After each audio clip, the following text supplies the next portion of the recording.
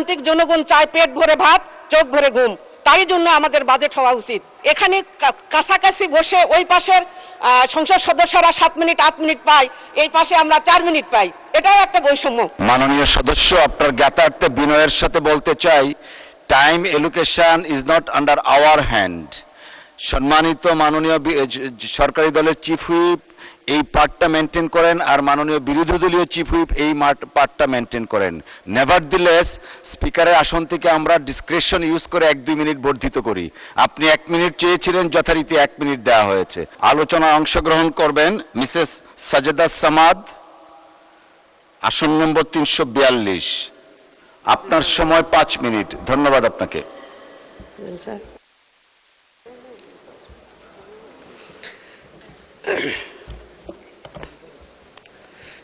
বিসমিল্লাহির রহমানির রহিম। মাননীয় স্পিকার, আপনাকে ধন্যবাদ আমাকে কথা বলার সুযোগ করে দেওয়ার জন্য। প্রথমেই আমি আল্লাহ রাব্বুল আলামিনের কাছে শুকরিয়া আদায় করছি যে উনি আমাকে এই মহান সংসদে আসার তৌফিক এনায়েত করেছেন। সেই সঙ্গে আমার দল জামাতে ইসলামীকে আমি কৃতজ্ঞতা জানাচ্ছি আমাকে সংরক্ষিত নারী আসনে মনোনীত করার জন্য। আমি মহান স্বাধীনতার যারা জীবন দিয়ে একটা স্বাধীন সার্বভৌমত্ব দেশ আমাদেরকে দিয়ে গেছেন তাদের প্রতি শ্রদ্ধা জ্ঞাপন করছি। সেই সঙ্গে 24-এর আন্দোলনে যারা শহীদ হয়েছেন, যাদের রক্তের উপর দাঁড়িয়ে, যাদের আত্মত্যাগের উপর দাঁড়িয়ে আজকে আমাদের এই ত্রয়োদশ জাতীয় সংসদ এবং এই সংসদে আমাদের পদচারণা, তাদেরকে গভীর শ্রদ্ধার সঙ্গে স্মরণ করে আমি আজকের বাজেটের উপর কথা বলতে চাচ্ছি। মাননীয় স্পিকার, 2026-27 অর্থ বছরের মোট 9,38,000 কোটি টাকা বাজেটের যে প্রক্ষালন করা হয়েছে, এটা জিডিপির 13.7%। বিগত যে কোনো সময়ের সময় এটা তুলনায় টাকার পরিমাণের দিক থেকে অনেক বেশি। কিন্তু এখানে যে গণতান্ত্রিক রাষ্ট্রের বাজেটের যে সিস্টেম, সেটা আমি কিছু অনিয়ম লক্ষ্য করছি বা যেটা আমার চোখে ধরা পড়েছে, আমি সেটা একটু আলোচনা করতে চাচ্ছি। মাননীয় স্পিকার, গণতান্ত্রিক রাষ্ট্রের মৌলিক দায়িত্ব হলো বাজেট জনগণের সাথে যোগাযোগ করে দিবে এবং এই বাজেট জনগণের যোগাযোগের মাধ্যমে জনগণকে জানিয়ে দিবে যে অতীতে কি ছিল, বর্তমানে কি আছে এবং ভবিষ্যতে তাদের জন্য আমরা এই বাজেটের মাধ্যমে কি করতে চাচ্ছি। মাননীয় স্পিকার, 26-27 অর্থ বছরের বাজেটের 10টি অগ্রাধিকার দেওয়া হয়েছে। সেই অগ্রাধিকার মধ্যে স্পষ্ট করা হয়নি যে কতটা কর্মসংস্থান সৃষ্টি হবে, কত বিনিয়োগ আসবে, কত সময়ের মধ্যে মূল্যস্ফীতি আসবে, কত নতুন করদাতা যুক্ত হবে এবং কোন সূচকের মাধ্যমে সাফল্য পরিমাণ করা যাবে তা অস্পষ্ট। মাননীয় স্পিকার, বাজেটের মূল উদ্দেশ্য হচ্ছে জনগণকে বোঝানো বা স্পষ্ট করা যে তাদের করের টাকা কে খরচ করছে, কেন খরচ করছে, কারা খরচ করছে, কিভাবে করছে এবং এর বিনিময়ে তারা কি পাবেন, জনগণ কি পাবেন, এটা স্পষ্ট করা দরকার। যেখানে আমরা বিগত ফ্যাসিস্ট সরকারের আমলে আমরা দেখেছি যে বাজেটে ঋণ খিলাপির উচ্চ হার, যেটা এখনো আমরা এই বাজেটে পরিলক্ষিত হয়েছে এবং যেটা আমরা দেখতে পাচ্ছি একই। 2 নম্বর, ব্যাংকিং খাতে আস্থার সংকট তৈরি।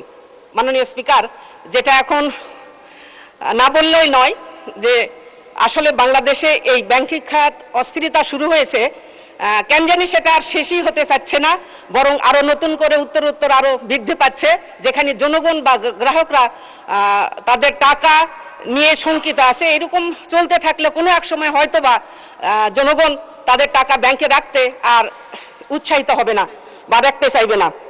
দুর্নীতি নিয়ন্ত্রণের দুর্বলতা।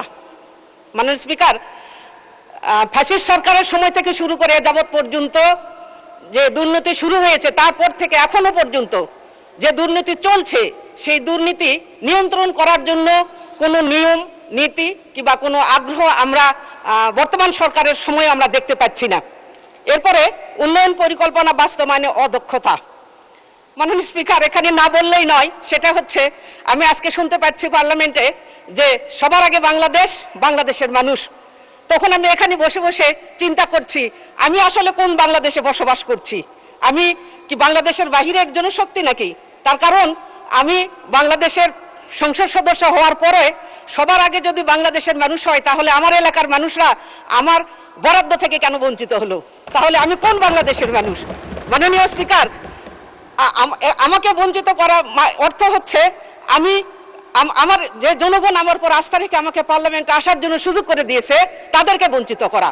তাহলে দেশের মানুষ যদি সবার আগে হয়, তারা বিরোধী দলীয় যেসব সংসদ সদস্য আছে সে এলাকার জনগণরা কেন বঞ্চিত হলো আমি বুঝতে পারলাম না। তাহলে সবার আগে বাংলাদেশ কেমন করে হয়?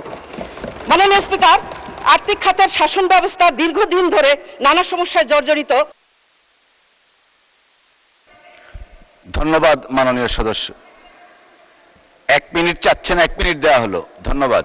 তো সবশেষে যেটা আমি বলতে চাই যে এই অনিয়ম, এই বৈষম্যতা আমরা যার জন্য এত আন্দোলন, এত উন্নত্ব, এত পঙ্গুত্ব, তারপরে এখানে কাছাকাছি বসে ওই পাশের সংসদ সদস্যরা 7 মিনিট 8 মিনিট পায়, এই পাশে আমরা 4 মিনিট পাই, এটাও একটা বৈষম্য।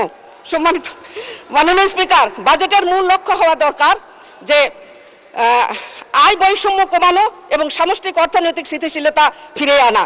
কেবল জিডিপি বৃদ্ধির দিকে না তাকিয়ে জিডিপির সুফল সাধারণ মানুষের কাছে পকেট পর্যন্ত এবং প্লেট পর্যন্ত পৌঁছায়, সেই রূপরেখা থাকা জরুরি। প্রান্তিক জনগণ চায় পেট ভরে ভাত, চোখ ভরে ঘুম, তাই জন্য আমাদের বাজেট হওয়া উচিত। মাননীয় স্পিকার, আপনাকে ধন্যবাদ। মাননীয় সদস্য, আপনার জ্ঞাতার্থে বিনয়ের সাথে বলতে চাই, time allocation is not under our hand. সম্মানিত মাননীয় সরকারি দলের চিফ হুইপ এই পার্টটা মেনটেন করেন, আর মাননীয় বিরোধী দলীয় চিফ হুইপ এই পার্টটা মেনটেন করেন। নেভারদিলেস স্পিকারের আসন থেকে আমরা ডিসক্রিপশন ইউজ করে 1-2 মিনিট বর্ধিত করি। আপনি 1 মিনিট চেয়েছিলেন, যথারীতি 1 মিনিট দেওয়া হয়েছে। অসংখ্য ধন্যবাদ আপনাকে।